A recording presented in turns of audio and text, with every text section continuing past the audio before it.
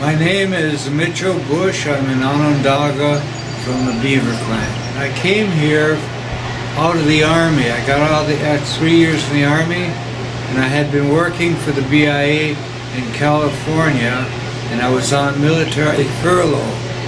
And I decided I wanted to be closer to Onondaga. I came here in '61. I had a first cousin who was already here, and I had asked for a transfer into Washington.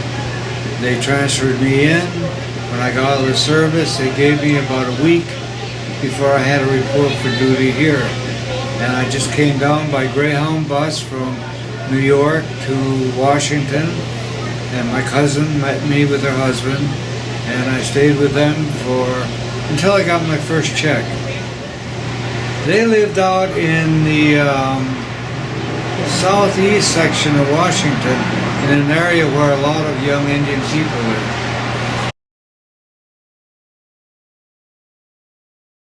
Well, it started with recruiting students out of the Indian schools, and they came here to work, and they all worked together and saw each other every day, and their social life was built around each other's participation. They were probably recruited from 56 to 61, and from Haskell Institute. They were hired to be secretaries and clerks in not only the BIA, but also the State Department, Indian Health, and a few people would get hired up on the Hill. The American Indian Society was formed in '66, and that sort of brought the people together from the various federal agencies for social purposes. Well, there were two individuals, Don Aconia Kiowa and John O'Gean Eslata Pueblo, and the two of them sort of got together and started working on the Constitution eventually to form an organization.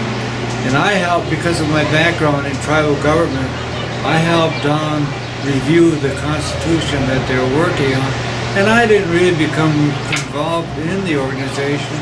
We had monthly meetings, which basically was a social gathering. And then finally in August of '61, August of '66, we organized and adopted a Constitution which required a set of officers, and I was elected to be the first president. The community here was busy because we were beginning to have children, and working with the children to teach them songs and dances and crafts, the culture, making sure that they learn the culture in an urban setting. Members of the American Indian Movement came to Washington to not really to protest against the BIA, but for other purposes. And they were put up in a church up in Upper Northwest that they didn't like. They said it was rat infested.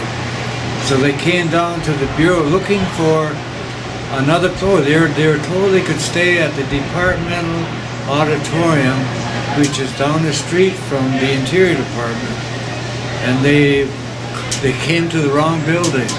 They came to the BIA, and they came in, and the Bureau they were walking, the young people were walking up and down the halls on their arrival, and of course there are Native people here, and a lot of them knew a lot of us.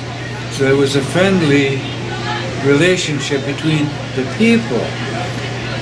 They stayed for about a week, and did a lot of dancing in the auditorium.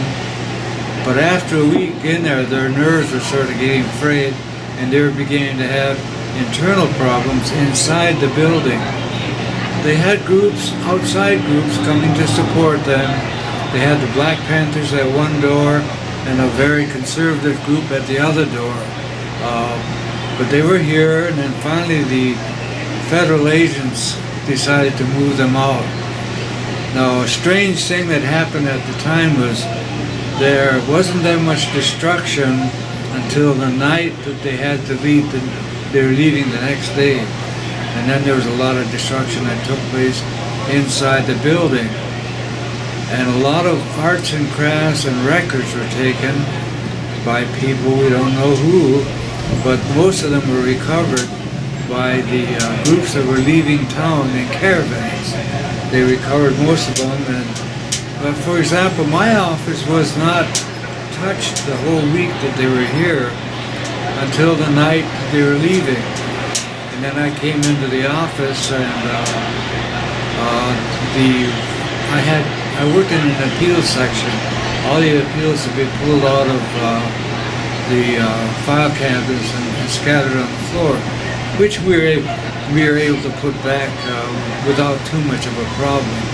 But they left and they went on their way.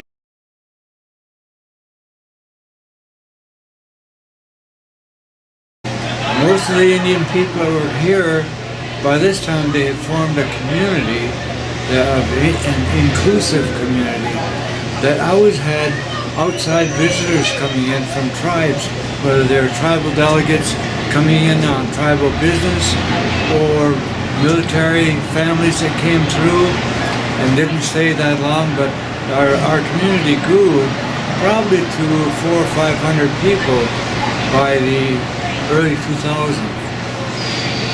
Now we are on the third generation. The third generation are teenagers now. And there's also a fourth generation coming along.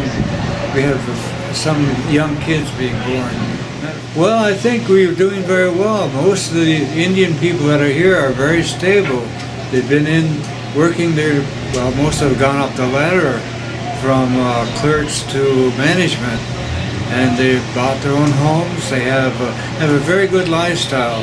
Their kids are being educated very well, and a lot of the people keep saying they can't wait until they go home.